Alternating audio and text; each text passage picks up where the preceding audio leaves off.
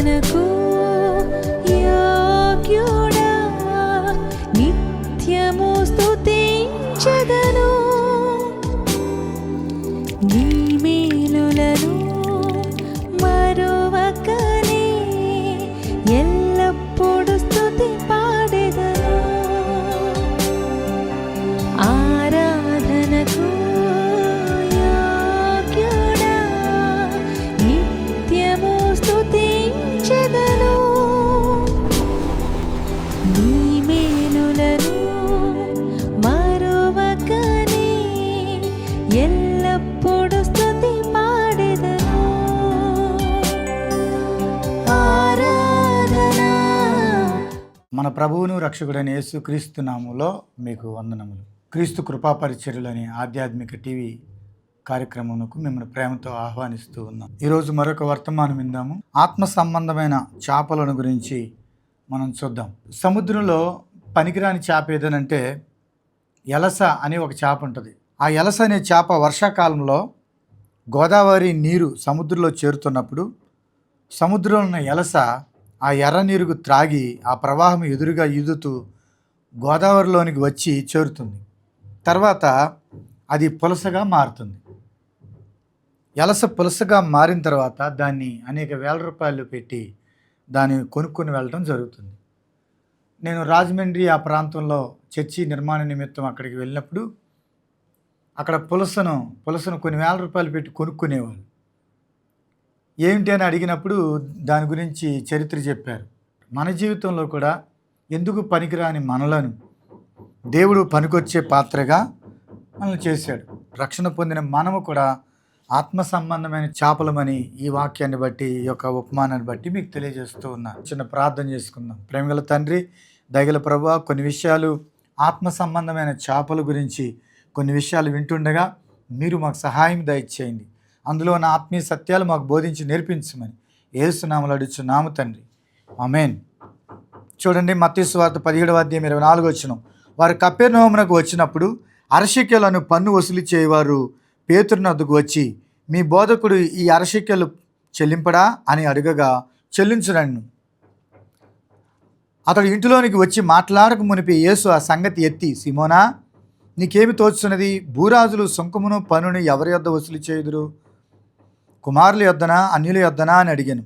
అతడు అన్యుల యొద్దనే అని చెప్పగా యేసు, అలాగైతే కుమారులు స్వతంత్రులే, అయినను మనం వారికి అభ్యంతరం కలుగజేయకుండానట్లు నువ్వు సముద్రమునకు పోయి గాలం వేసి మొదట పైకొచ్చు చేపను పట్టుకొని దాని నోరు తెరిచిన ఎడల 1 షెకెలు దొరుకును. దాన్ని తీసుకొని నా కొరకును నీ కొరకును వారికి ఇమ్మని అతనితో చెప్పెను. ఇక్కడ పన్ను వసూలు చేసేటువంటి వాళ్ళు వచ్చి అడిగారు, దేని నిమిత్తమో ఆ పన్ను. మనమైతే నీటి పన్ను కడతాం, కరెంటు పన్ను కడతాం, అలాగా మనం అనేక రకాల పన్ను కడతాం కదా. అలాగే ఇక్కడ పన్ను దేనికో. వాస్తవానికి ఇక్కడ యూదులకు మత స్వేచ్ఛ ఇచ్చినందుకు పన్ను వసూలు చేయడానికి వచ్చారా మనకు తెలియదు, కానీ పన్ను వసూలు చేసేటువంటి వారు వచ్చి అన్నారు, మీ బోధకుడు అరశెకెలు పన్ను చెల్లించడా అని అంటే, చెల్లిస్తాడు. మా ప్రభు ఏమీ ఈ లోక సంబంధమైన చట్టానికి ఏమీ విరుద్ధమైన వాడు కాదు, కాబట్టి ఆయన చెల్లిస్తాడు అని ఆ మాట ప్రభువుకు చెప్పడానికి వెళ్తూ ఉంటే, ఆయన మాట్లాడక మునిపే ప్రభు అన్నాడు అక్కడ, భూరాజులు పన్ను ఎవరి వద్ద వసూలు చేతురు. ప్రభు యొక్క ఉద్దేశం ఏంటంటే, ఈ లోకము దాని సంపూర్ణత అంతా నాదే. ఆకాశం అందుని సమస్తం, భూమి అందుని సమస్తం ఆయనదే. ఆయనకు రాజులకు రాజు ఆయన, సృష్టికర్త అయిన దేవుడు ఆయన.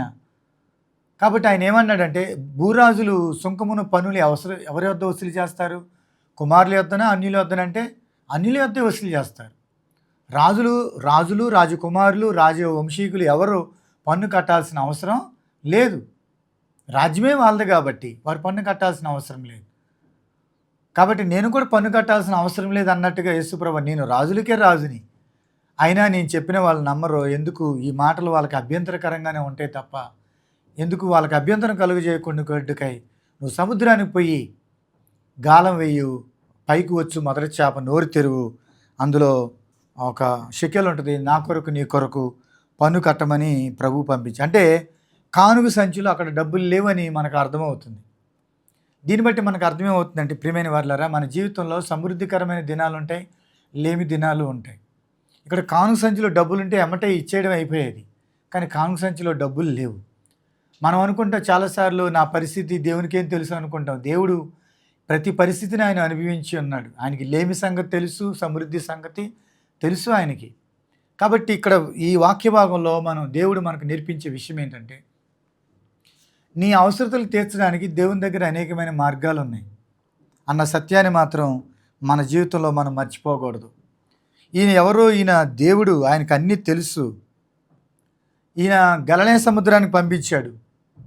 నువ్వు సముద్రంలోకి వెళ్ళి గాలం వెయ్యి, 27వ వచనం, అయినను మనం వారికి అభ్యంతరం కలుగజేయకున్నట్లు నువ్వు సముద్రమునకు పోయి గాలం వేసి మొదట పైకొచ్చు చేపను పట్టుకుని దాని నోరు తెరిచిన ఎడల 1 షెకెలు దొరుకును, దాన్ని తీసుకుని నా కొరకు నీ కొరకు వారికి ఇమ్మని అతనితో చెప్పెను. ఇది మంచినీటి సరస్సు సముద్రం. ఇది గలిలయ సముద్రము. 7 మైళ్ళు పొడవు, 14 మైళ్ళు వెడల్పు కలిగింది గలిలయ సముద్రం. ఇది మంచినీటి సరస్సు. పైన ఉత్తర భాగంలో లెబానోను పర్వతం, మంచు పర్వతము, హెర్మోను మంచు పర్వతము, 2 మంచు పర్వతాలు నీరు కరిగి క్రిందకి నీరు పారి గలిలయ సముద్రం ఏర్పడి అక్కడ నుండి యోర్దాన్ నదిగా పారి డెడ్ సీలో అంటే మృత సముద్రంలో కలుస్తుంది ఆ నీరు. కాబట్టి గలిలయ సముద్రము 7 మైళ్ళు వెడల్పు, 14 మైళ్ళు పొడవు ఇంచుమించు ఉంటుంది. మంచినీటి సరస్సు, విస్తారమైన చేపలు అక్కడ అందులో ఉన్నాయి. కాబట్టి చుట్టుపక్కల చాలా గ్రామాలు అక్కడ ఆ సముద్రాన్ని ఆనుకొని చాలా ప్రాంతాలు ఉన్నాయి. అక్కడ చక్కటి వ్యాపారం జరుగుతూ ఉంటుంది. ఒకప్పుడు పేతురు కూడా ఆ వ్యాపారం చేసిన వాడే. అయితే ఇక్కడ చూడండి, ఆ నోట్లు, చేప నోట్లో షెకెల్ ఎక్కడిది అని అంటే, ఆ మంచినీటి సరస్సులో బట్టలు ఉతుకుతూ ఉంటే జోబులో నాణ్యం జారిపోయింది. అది ఈ చేప మింగింది. నిన్న పూర్వకాలంలో నోట్లు లేవు కదా, ముద్ర యంత్రాంగాలు లేవు కదా. పూర్వకాలంలో వెండి నాణ్యాలు, బంగారు నాణ్యాలు అన్నీ నాణ్యాలే ఉండేవి. కాబట్టి మంచినీటి సరస్సు కాబట్టి అక్కడ బట్టలు ఉతుకుతున్న సమయంలో నాణ్యం జారి సముద్రంలో పడింది. అది చేప, అది ఎర్ర అనుకుని మింగింది. కానీ చేప నోట్లో షెకెల్ ఉన్న సంగతి కూడా ప్రభు ఎరిగి ఉన్నాడు. ఆయన దేవుడు కాబట్టి ఆయనకు అన్నీ తెలుసు. అడవి జంతువుల్లో ప్రతి జంతువు సంగతి తెలుసు. సముద్రంలో జలచరాల సంగతి దేవునికి తెలుసు. మన సంగతి తెలుసు దేవునికి. అన్నీ ఎరిగినవాడు, అందరినీ ఎరిగినవాడు. యేసు అందరినీ ఎరిగినవాడని మనము ఆ యోహాను సువార్తలో మనం చూడగలం. యోహాను సువార్త 2వ అధ్యాయం 24వ వచనం, అయితే యేసు అందరినీ ఎరిగినవాడు గనుక ఆయన తను వారు వశము చేసుకొనలేదు, ఆయన మనిషిని ఆంతర్యమును ఎరిగినవాడు. నిజమే కదా, పన్ను వసూలు చేయడానికి వచ్చిన వాళ్ళు మీ బోధకుడు పన్ను వసూలు కట్టడా అన్నారు. ఇక్కడ అడిగిన మనుషులు యేసు ప్రభుని మెస్సయ్యగా చూడలేదు, యేసు ప్రభుని ఆయన ప్రభువుగా చూడలేదు. వాళ్ళు ఒక బోధకుడిగానే చూశారు. ఇస్కరియోతు యోధ కూడా చాలా సందర్భాల్లో బోధకుడా బోధకుడా బోధకుడా అన్నాడు.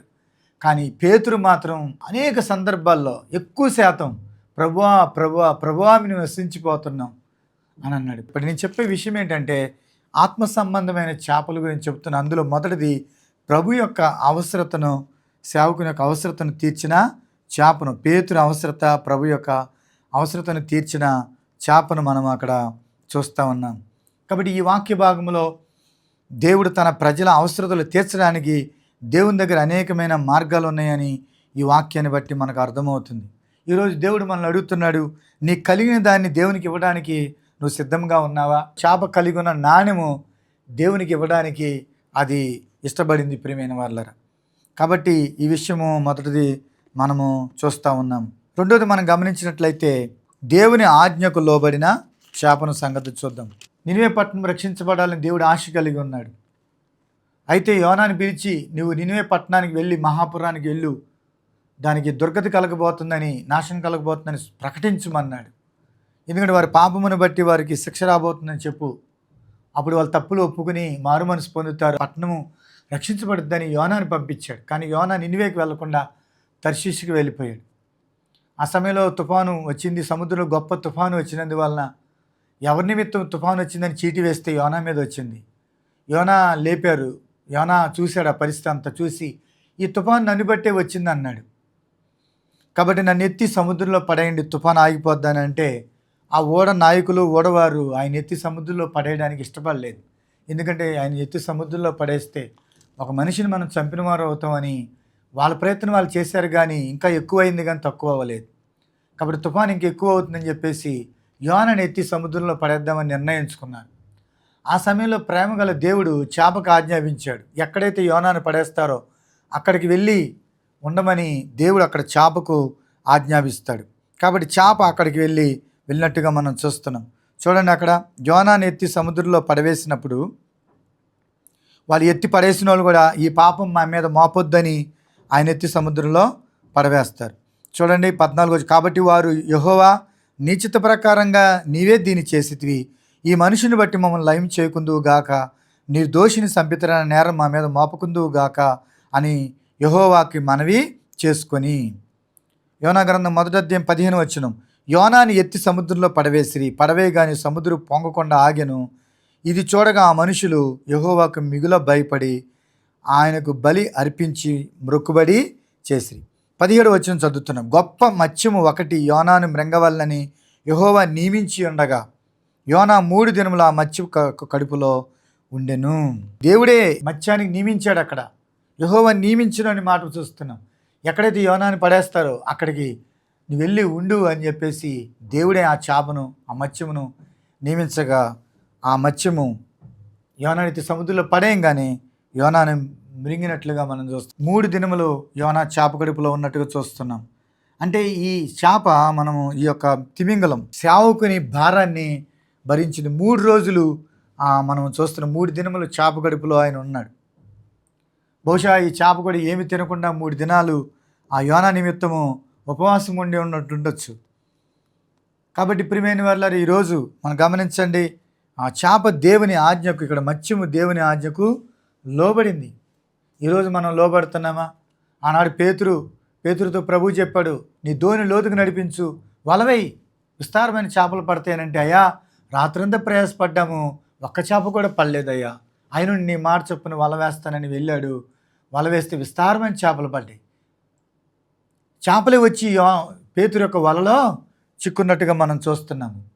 చూడండి ప్రియమైన వారులారా, దేవుని ఆజ్ఞకు లోబడ్డవి చేపలవి. కాబట్టి ఇది 2వది, ఆత్మ సంబంధమైన చేపలు. యోనా గ్రంథం అంతా మనం గమనిస్తే రక్షణ గురించినటువంటి సందేశమే.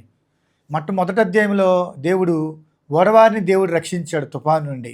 వారు మనవి చేశారు, దేవునికి ప్రార్థన చేస్తే దేవుడు ఓడవారిని రక్షించాడు. 2వది, యోనా పాతాళ గర్భంలో ఉన్నాడు, తర్వాత సముద్ర గర్భంలో ఉన్నాడని 3వ వచనంలో ఉంది. తర్వాత మత్స్యపు కడుపులో గర్భంలో ఉన్నాడు. తాను బయటికి రాలేని పరిస్థితిలో ఉన్నాడు యోనా. ఆయన మత్స్యపు కడుపులో ఉండి ఆయన ప్రార్థన చేయగా 9వ వచనంలో దేవుడి మత్స్యమునకు ఆజ్ఞేయగా అది యోనాను నేల మీద కక్కివేసినట్టుగా 2వ అధ్యాయం 10వ వచనం. అంతలో యెహోవా మత్స్యమునకు ఆజ్ఞేయగా అది యోనాను నేల మీద కక్కివేసి. చేప దేవుని ఆజ్ఞకు లోబడింది, పక్షులు దేవుని ఆజ్ఞకు లోబడ్డాయి. చూడండి, ఆనాడు ఏలియాను కాకోలం ద్వారా దేవుడు పోషించాడు.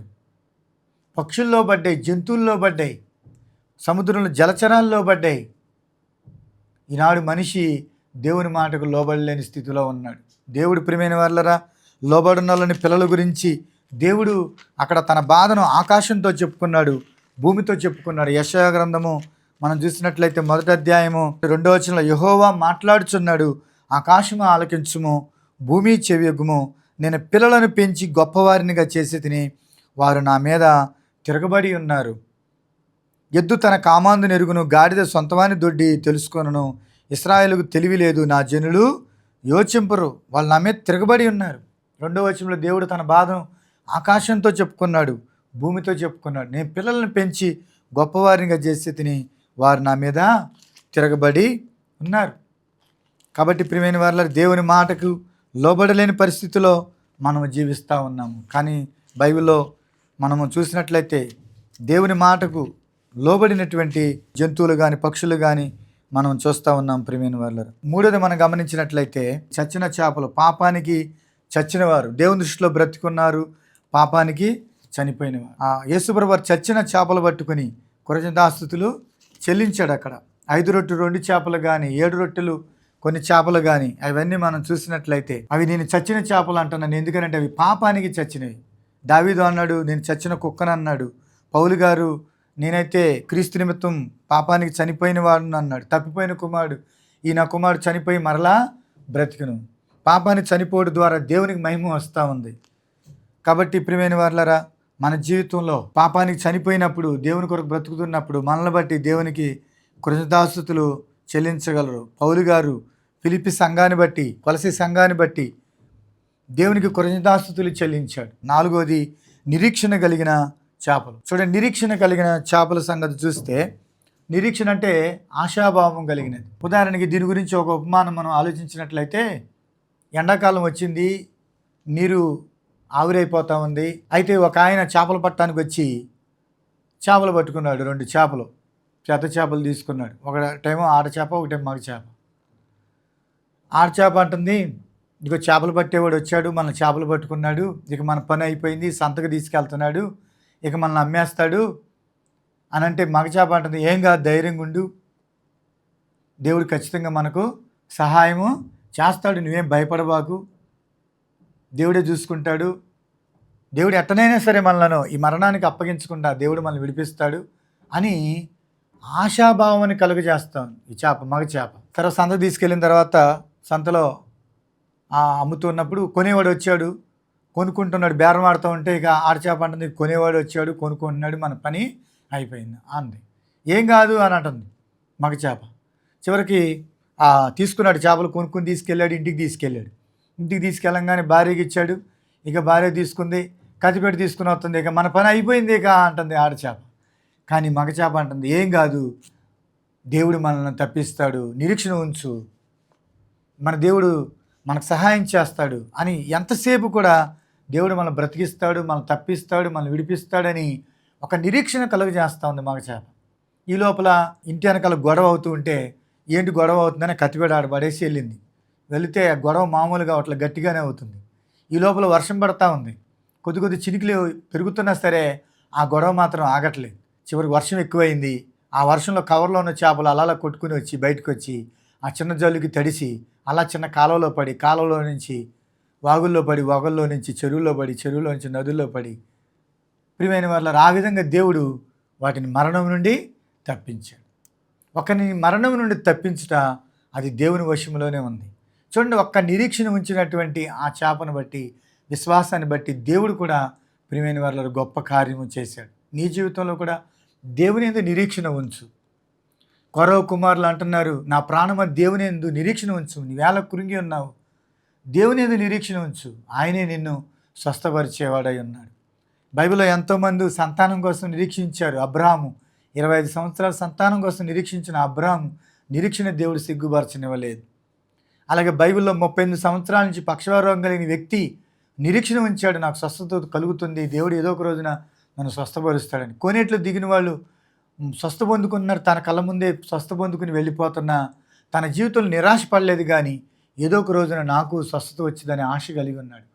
ఒక రోజున యేసుప్రభు ఆయన దగ్గరికి వెళ్ళి, స్వస్థపడగోరుచున్నావా అని అడిగితే, అవునయ్యా స్వస్థపడగోరుచున్నాను, కానీ ఆశ అయితే నాకుంది, నిరీక్షణ అయితే ఉంది, కానీ నన్ను కోనేట్లో దించడానికి నాకు ఎవడూ లేడు, నన్ను ఎవరో ఒకరిని అడిగి నేను కొన్నిట్లో దిగే లోపలే ఇంక వేరే వాళ్ళు వచ్చి నాకంటే ముందుగా దిగి స్వస్థత పొందుకుని వెళ్తున్నారయ్యా అని అంటే, ప్రభు అన్నాడు, నీ పరిపెత్తుకుని నడువు అనగానే దేవుని మాట యందు లక్ష్యం ఉంచిన తాను పరిపెత్తుకుని నడిచాడు. చూడండి, 38 సంవత్సరాల నుంచి నిరీక్షణ ఉంచిన ఆ వ్యక్తిని కూడా ప్రభు స్వస్థపరిచినట్లుగా మనము చూస్తున్నాం. తన కొరకు కనిపెట్టుకున్నవాడు ఎవడునో సిగ్గునొందడని దేవుని వాక్యము సెలవిస్తూ ఉంది. ప్రియమైన వాళ్ళరా, విశ్వాసం లేకుండా నిరీక్షణ పుట్టదు. బైబిల్లో రోమిలకు రాసిన పత్రిక 9వ అధ్యాయంలో 33వ వచనంలో మనం చూసినట్లయితే 2వ భాగంలో, ఆయనందు విశ్వాసం ఉంచువాడు సిగ్గుపరచబడడు. విశ్వాసం మన దగ్గరే నిరీక్షణ పుట్టుద్ది. కాబట్టి దేవుని విశ్వాసం ఉంచువారిని, నిరీక్షించిన వారిని దేవుడు ఎన్నడూ సిగ్గుపరిచేవాడు కాడు.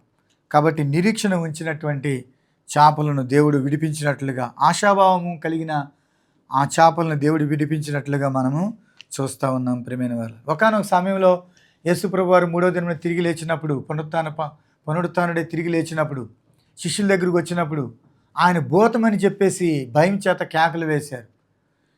ఎందుకంటే తలుపులు మూయబడి ఉండగానే ఆయన లోపలికి వచ్చాడు కాబట్టి చూసి భయపడిపోయారు. అప్పుడు యేసుప్రభు వారు అన్నారు, నేను భూతానేం కాదు, నేను తిరిగి లేచాను, నన్ను నమ్మండి అనంటే వాళ్ళు నమ్మకుండా ఇంకా ఆశ్చర్యపడుతూ ఉంటే యేసుప్రభు వారు అన్నారు, మీ దగ్గర ఏమైనా ఉందా అనంటే వారు కాల్చిన చేప ముక్కని ఇచ్చారు, ఆయనకి ఇచ్చారు. చూడండి, లోకాసు వార్త 24వ అధ్యాయము 41 అయితే వారు సంతోషం చేత ఇంకొనో నమ్మక ఆశ్చర్యపడుచుండగా ఆయన, ఇక్కడ మీ వద్ద ఏమైనా ఆహారం కలదా అని వారిని అడిగాను. వారు కాల్చిన చేప ముక్కను ఆయనకి ఇచ్చిరి. ఆయన దాన్ని తీసుకుని వారి ఎదుట భుజించను. ఎందుకని అంటే భూతాలు ఆహారం తినవు కాబట్టి నేను భూతాన్ని కాదు, నేను మీ ప్రభువునే, తిరిగి లేస్తానని చెప్పిన ప్రభువునే మీరు మర్చిపోయారు. నేను ముందే చెప్పాను తిరిగి లెగుస్తానని, చాలా సందర్భాల్లో చెప్పాను. మనిషి కుమారుడు పాపిష్టులైన మనుషుల చేతికి అప్పగించబడతాడు, ఆయన మూడో దినం తిరిగి లెగుస్తాడు, మీకంటే ముందుగా గలిలయకు వెళ్తాడు, ఈ దేవాలయం పడగొట్టడి, చేతి పని కానీ దేవాలయం కడతాను మూడో దినము అని చెప్పిన సందర్భాలు చాలా ఉన్నాయి. కాబట్టి ప్రియమైన వారలారా, వాళ్ళు మర్చిపోయారు. కానీ యేసు తలుపులు మూయబడి ఉండగానే లోపలికి వస్తే బోతమని చెప్పి భయంతో కేకలు వేశారు. ఈ సందర్భం 2 సందర్భాల్లో మనం చూడగలం. ఒకటి, యేసు వారు సముద్రం మీద నడుచుకుంటూ వచ్చినప్పుడు ఆయన బోతమని చెప్పి కేకలు వేస్తే, భయపడబాకండి, నేనే వస్తానని చెప్పిన ఆయన, నేనే వస్తున్నాను మిమ్మల్ని రక్షించడానికంటే, నీవైతే నేను కూడా సముద్రం మీద రావడానికి సెలవి ప్రభువా అంటే, రండి అని అంటే పేతురు సముద్రం మీద నడుచుకుంటూ వచ్చాడు. ఆ విధంగా రావడం ద్వారా ఆయన ప్రభు అని వాళ్ళు గుర్తుపట్టారు. కాబట్టి ఇక్కడ కూడా భూతమని చెప్పి భయం చేత కేకలు వేస్తే, మీ దగ్గర ఏమైనా ఆహారం ఉందా అని అడిగితే కాల్చిన చేప ముక్క ఒకటి ఇస్తే ఆయన దాన్ని భుజించాడు. ఎందుకు అని అంటే, నేను భూతము తింద కదా, నేను భూతాన్ని కాదు మీ ప్రభుని అని చెప్పడానికి. అంటే దీన్ని బట్టి ఏమవుతుందంటే, ఇక్కడ కాల్చిన చేప అందుబాటులో ఉంది. ఇక్కడ దేవుని మహిమపరిచిన చేపల లిస్టులో మనం దీన్ని చూడవచ్చు. ప్రియమైన వాళ్ళు, ఈ లోకంలో ఆయన దేవుడని రక్షకుడని రుజువుపరచుటకు, ఆయన నామమును మహిమపరచుటకు నీవు కూడా కాల్చిన చేప ముక్కలాగా అందుబాటులో ఉండాలి. నువ్వు పాపానికి దినదినం కాల్చబడుతూ ఉండాలి. పాపం కొరకు దినదినం చనిపోయిన వ్యక్తే దేవుని మహిమపరచగలడు, దేవునికి మహిమ అనేది వస్తుందని మనం చూస్తున్నాం. ప్రార్థన జీవితము నిన్ను కాల్చిన చేప ముక్క వలె నిన్ను చేస్తూ ఉంది. కాబట్టి దేవుని మహిమార్థమైన సాధనంగా దేవుడు నిన్ను వాడుకుంటాడు అని ఈ వాక్యం ద్వారా దేవుడు మనకి తెలియజేస్తూ ఉన్నాడు. కాబట్టి ఈ విధంగా మనము ఆత్మ సంబంధమైన చేపల గురించి మనము చూస్తున్నాం. ఒకటి, ప్రభు యొక్క అవసరత తీర్చిన చేప. పన్ను కట్టాల్సిన సమయంలో గలిలయ సముద్రాన్ని పంపించి అక్కడ చేప నోరు తెలుగు, అందులో షెకెల్ ఉంటుంది, నా కొరకు అరషెకెల్, నీ కొరకు అరషెకెల్ పన్ను కట్టమని ప్రభు గలిలయ సముద్రాన్ని పంపించాడు. అంటే దేవుడు తన ప్రజల అవసరతలు తీర్చడానికి దేవుని దగ్గర అనేకమైన మార్గాలు ఉన్నాయని మొదటి విషయంలో మనము గమనిస్తూ ఉన్నాం. ఆయన అన్నీ ఎరిగినవాడు. సముద్రంలో ఆ చేప నోట్లో షెకెల్ ఉన్న సంగతి కూడా ఆయన ఎరిగి ఉన్నాడు. కాబట్టి ఇది మొదటిది. రెండోది, దేవుని ఆజ్ఞకు లోబడినటువంటి మత్స్యము మనం చూస్తున్నాము. కాబట్టి యోనాను మింగడానికి దేవుడు నియమించాడు అక్కడ చేపను. కాబట్టి దేవుడు ఆజ్ఞేయగా, మత్స్యమునకు ఆజ్ఞేయగా యోనాను నేల మీద కక్కివేసింది. దేవుని ఆజ్ఞకు లోబడిన విషయాన్ని మనం గమనిస్తూ ఉన్నాం. తర్వాత ఆ 5 రొట్టెలు 2 చేపలు ఆ ఆహారము బట్టి యేసుప్రభువు వారు కృతజ్ఞతాస్తుతులు చెల్లించారు. దానిలో మనం నేర్చుకునే పాఠం ఏంటంటే, అవి చచ్చిన చేపలు, అవి ఆహారంగా మలచబడిన చేపలు. కాబట్టి దేవుని కొరకు మనం పాపం విషయంలో చచ్చిన వారం అయితే మనల్ని బట్టి దేవునికి సంతోషం ఉంటుంది. కాబట్టి ఈ విషయాన్ని మనం గమనిస్తూ ఉన్నాం. తర్వాత అందుబాటులో ఉన్న చేపను మనం చూస్తున్నాము. భూతమని చెప్పి భయం చేత కేకలు వేస్తాయి. మీ దగ్గర ఏముంది ఆహారం ఏంటంటే, కాల్చిన చేప మొక్కను ఇచ్చారు. అందుబాటులో ఉన్న చేప అది. ఈరోజు దేవుని పరిచర్య కొరకు, దేవుని విషయాల్లో నువ్వు అందుబాటులో ఉండాలని దీన్ని బట్టి కూడా మనము అర్థం చేసుకోవాలి. కాబట్టి ఒక రోజున చేపలకు తీర్పు ఉంది. మత్తయి సువార్త 13వ అధ్యాయంలో చూసినట్లయితే, దేవుడు ఒక రోజున లోకమనే సముద్రాల్లో వల వేస్తాడు. మంచి చేపలను, చెడ్డ చేపలను, నీతిమంతులను, అనీతిమంతులను దేవుడు వేరు చేస్తాడు. మత్తయి సువార్త 13వ అధ్యాయము 47వ వచనంలో మనం చూసినట్లయితే, మరియు పరలోక రాజ్యం సముద్రంలో వేయబడి నానా విధములైన చేపలు పట్టిన వలను పోలి ఉన్నది. అది నిండినప్పుడు దాన్ని దరికి లాగి కూర్చుండి మంచి వాటిని గంపలో చేర్చి చెడ్డ వాటిని బయట పారవేయుదురు. అలాగే యుగ సమాప్తి యందు జరుగును. దేవదూతలు వచ్చి నీతిమంతుల్లో నుండి దుష్టులను వేరుపరిచి వీరిని అగ్నిగుండంలో పడవేదురు. అక్కడ ఏడుపును పండ్లు కొరుకుటియు ఉండును. కాబట్టి ఒక రోజున తీర్పు ఉంది ప్రియమైన వారలారా. అది పరలోకమా నరకమా అనేది. కాబట్టి దేవుడు ఒక రోజున వేరు చేస్తాడు. కాబట్టి మన జీవితంలో క్రీస్తు రక్తము ద్వారా కడగబడి నీతిమంతులుగా మనం తీర్చబడినట్లయితే రాబో నాశనం నుండి మనం తప్పించబడతాం. కాబట్టి యేసు ప్రభు వారు మన పాపముల యొక్క శిక్ష నుండి విడిపించడానికి, రాబో నరకం నుండి తప్పించాలని ప్రభు పరలోకం నుండి భూమి మీదకి వచ్చి దేవుడు సిలువలో తన ప్రాణాన్ని పెట్టాడు. ఆయన రక్తం ద్వారా మనకు పాపక్షమాపణ కలుగుతూ ఉంది.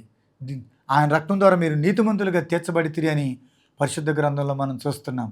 కాబట్టి ఈ నీతిమంతులు రాబో ఉగ్రత నుండి తప్పించబడతారు. కాబట్టి ఈ క్రీస్తు రక్తం ద్వారా నువ్వు కడగబడ్డావా?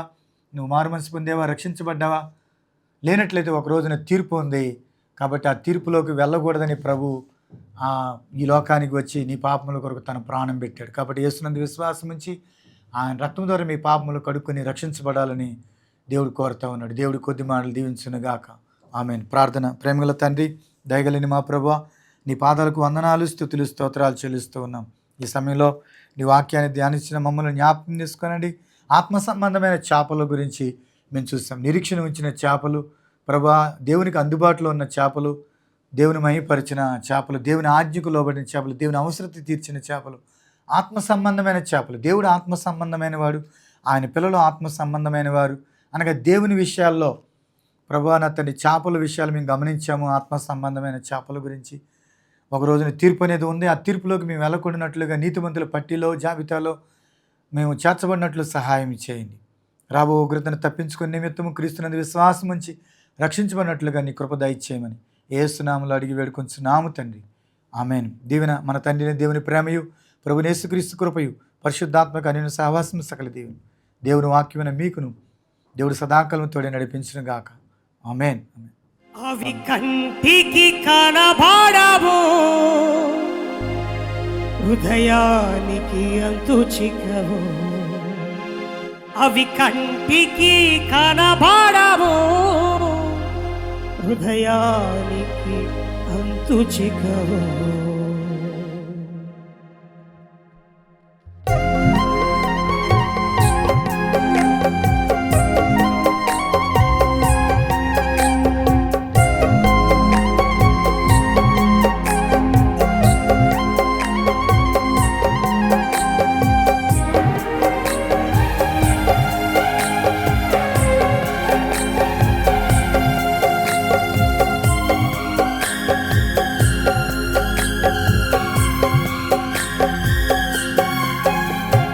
యేసుని కార్యములు ఎంతో గొప్పవి, ఇన్ని తలపులు లెక్కలేనివి.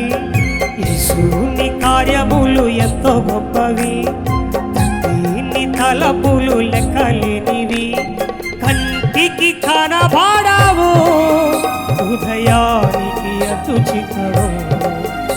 అవి కంటికి కనబడవు, హృదయానికి అంతు చిక్కవు. యేసుని కార్యములు ఎంతో గొప్పవి, ఇన్ని తలంపులు లెక్కలేనివి. ఇంతవరకు క్రీస్తు కృపా పరిచర్యలు అనే మా కార్యక్రమాన్ని వీక్షించి దీవించబడ్డారని నమ్ముచున్నాము. మీ ఆత్మీయ అవసరాల కొరకు సంప్రదించవలసిన మా చిరునామా: యేసుక్రీస్తు ప్రార్థనా మందిర పరిచర్యలు, మంగాపురం రోడ్, కొత్తగూడెం, మైలవరం మండలం, ఎన్టీఆర్ జిల్లా, ఆంధ్రప్రదేశ్. మీ ప్రార్థనా అవసరాల కొరకు మా ఫోన్ నెంబర్ 9182489765 మరి ఒక number 9912524162. God bless you all.